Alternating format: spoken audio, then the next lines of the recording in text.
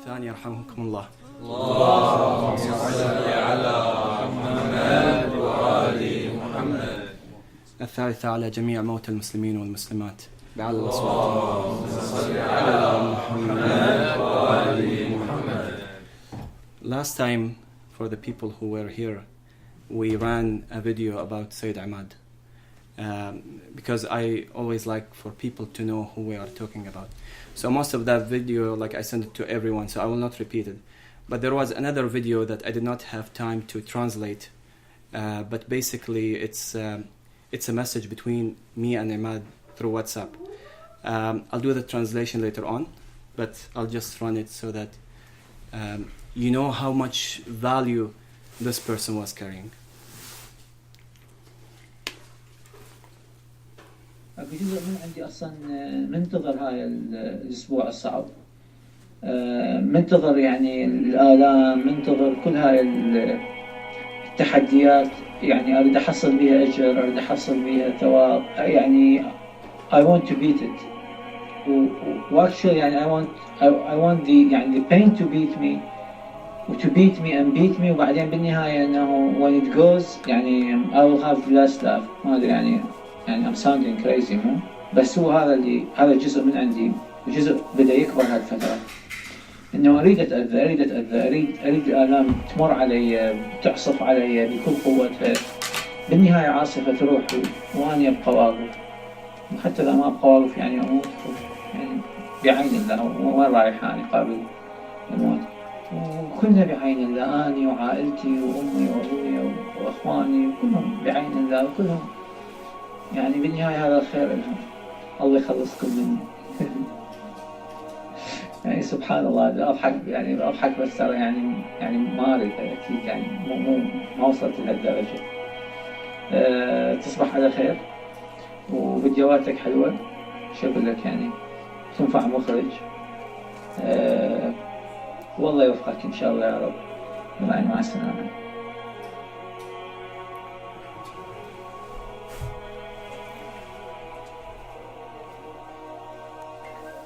رحم الله من قرأ سورة الفاتحة.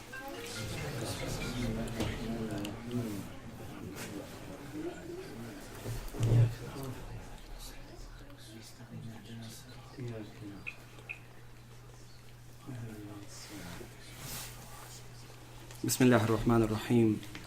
اللهم صل على محمد وآل محمد. قال الله تعالى في محكم كتابه المجيد وهو خير القائلين: كل نفس ذائقة الموت وإنما توفون أجوركم يوم القيامة. We are recording this and we will be sending it to his family. So I would like to start off by conveying my deepest condolences to the family of the Marhum Seyyed Imad, especially to his parents, to his wife, to his kids, to his sisters, and to his close friends. And to you as well, because many of you were here last week or last time when we gathered to do the dua for him. And subhanallah, after the majlis I got many calls and we had many conversations with many brothers here who said that how much they were touched by the majlis and they felt the pain. And I think this is one of the best properties we have of our religion and our madhab, that the property of one body. If someone is feeling pain, most of us, we do share this pain. I would like to give you a very quick brief about Imad. I know him for 10 years. And when I was thinking about it, 10 years is not much in the scale of friendship. But because he was a special person, I felt that really every day I spent with him was special. I know him when he was in Dubai in 2006, and he was a person who could really rank and go fast in his career. At the same time, he still has all these values that he will never compromise. I went with him for ziyarah in 2010. He hosted me in his house, and it was also a good opportunity for me to get to know this person. Last time I said he's in his 40s, and I was mistaken. When he passed away last week and we got the death certificate, he was only 38, so not even 40. He got the, Allah subhanahu wa ta'ala wrote this for him. On May, he was diagnosed with cancer. And it took him around, 8 months. Wa alaikum assalam wa rahmatullahi wa barakatuh. And 8 months. And, Allah subhanahu wa ta'ala wrote him what happened. However, during these 8 months, he was so much strong. He documented he called it the documentation of the trip, 125 videos almost daily on what he's going through. And by the way, most of them were not complaining. We're just talking about how he's going through all of this. And it's all in YouTube. Most of it is in Arabic, but there are some of them that's in English. I don't want to talk too much about Imad, but I'll tell you 3 things that he taught me very well. And I would say the first thing was love. SubhanAllah, this person, although in general men doesn't like to show feelings, but this person was an embodiment of many of the hadith where they say إذا كنت تحب أخاك المؤمن فقل له أنك تحبه. معنى الحديث, the meaning. If you like someone, tell him. And I cannot tell you how many times when we were together, he would just all of a sudden say, I like you, I love you, I love you, Basim, you are a very close friend. And it's not only me, many of his close friends. I remember in 2010, 2011, before I left Dubai, we met to say goodbye. And after we were done, I went to my car and he gave me a call. He said, come back. And he hugged me. And he said, I was just thinking, is it possible that it will be the last time we meet? So this is how he was dealing with most of us. The second thing is dare to be different. So he would always have us thinking about the things that we always took for granted. Sometimes it's a tradition, sometimes it's a thing that we do in life. And he would always say, like, why do you do this? Or have you thought of it? And he was an example of that. He wrote novels, he did many things. He started as an engineer, and in 6 years he became a vice president of a big insurance company. So many different things that he did. And he built this in us. Not to take things for granted. Sometimes do question them and try to find the answer. And the last thing is knowledge. If you see some of his videos, in some of the videos he talks about Sahifa Sajjadiyya, he talks about Ziyarat Ashura, and this is in my last visit to him, when I told him if things goes back 5 years ago, what would you do differently?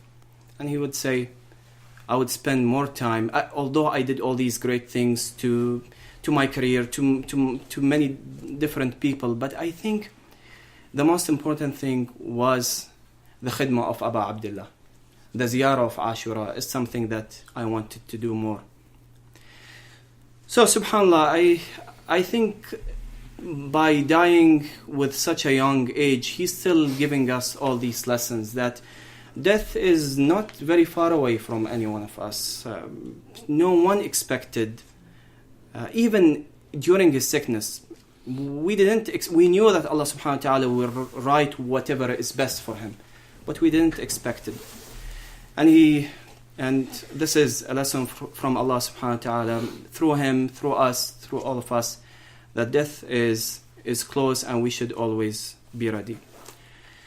So inshallah, by this gathering, we send some of the blessings, and please don't forget him from all the mu'mineen and mu'minat, and especially Imad, from your prayers. صلوا على محمد وآل محمد.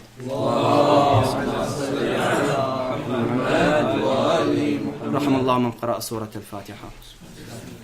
بسم الله الرحمن الرحيم.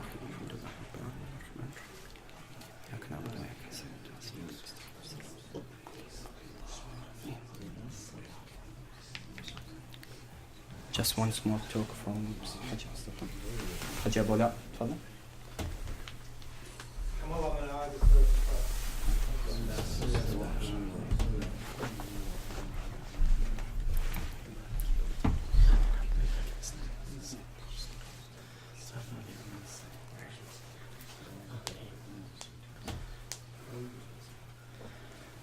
السلام عليكم. So I'll try to tell some stories of my encounters with Imad. And I know Imad since probably 96 or 97. Imad was the friend of my brother, my youngest brother. And starting by the last time that we met with Imad, which is 3 weeks ago, Abu Maryam and me, we were there. And what Imad was saying at that meeting, answering one of the questions that he was asked, he said that in my journey with the sickness, with the illness, okay, I kept visualizing myself as traveling to the other world, okay, preparing my luggage, my stuff, what should I need to take with me in the journey. He said, I look at all my deeds, all the good things that I did, okay, all the achievements, and he was a true achiever. I'll talk about this after this first story. He said, so I did IT, technology, management, art, and I did all of these things. I had friends, I had good deeds, okay. All that luggage, then I feel that the closer I get to the travel time, okay, I start dropping them. I don't need this one, I don't need that one, I don't need my Lean Six Sigma innovation that was used in UAE, that's being used now here in Canada. He had some innovative ideas and that were implemented. So he said, I don't need it, I'll keep it here, I don't need it with me, I don't need that. Then I'll need only my religious acts, okay, only my prayers and my this or this and this. So instead of all that luggage, I have only one bag I'll carry with me. That's enough. This is what I will need when I get to Yom Hisab. Okay. And then he said, it's getting closer, and I'm reaching the station. Okay. I don't need that full luggage. Maybe I need only my wallet. Okay. Just my prayers and my beliefs and other things. Okay. And I'm reaching the airport. Okay. I'm getting into the plane. I'm flying. Okay. Even the wallet, I don't need it. Finally, when I'm flying, before flying, even the wallet, I don't need it. I need only this card. ID. Okay. Only this. This is my ID. It's my wilayah to Al Bayt and my belief. This is what he said. So that was the last time that we met Seyyed Imad, Abu Ja'far, in his house. He said, I need only my ID, which is written on it, Za'ir al-Imam al-Hussein, and Wali al-Imam Ali. Yes. And meanwhile, sorry for interruption. No, go ahead. Okay. Meanwhile, he during his documentation for his sickness, he said one phrase is from one dua from Imam Sajjad. He said, Allahumma arzuqna amalan nastaqta'u al-mawta ma'a. He said this phrase is, we should consider it a lot. What kind of deed I have in order to rely on it? Now, while you are talking about his ID, he said this is ID.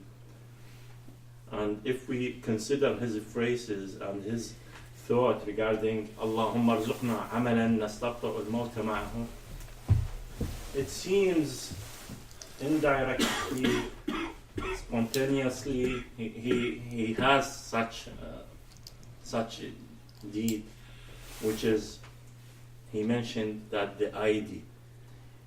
And meanwhile, he emphasized on the concept that he is Za'ir al-Imam al-Hussein and Muwali al-Imam Ali. In spite of he has a very excellent achievement, scientific certificates, most of them, it's a very valuable.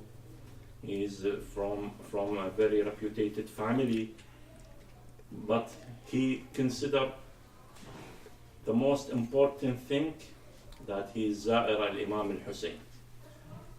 Honestly, I'm saying Seyyed Imad, أجرك على فاطمة الزهراء, while you show us how it's great to be زائر الإمام الحسين. Sorry for interruption. You can continue. Thank you. اللهم صل على محمد اللهم صل على محمد. So I just need to add. So I'll now talking about what he wanted to take with him. I wanted to speak about what he left here, or what he was planning to have here also. Okay, Seyyed Imad called me 3 years ago, before he reached Canada, and he had a plan. Okay, he, you know that he is a novelist. His books are in Amazon.com.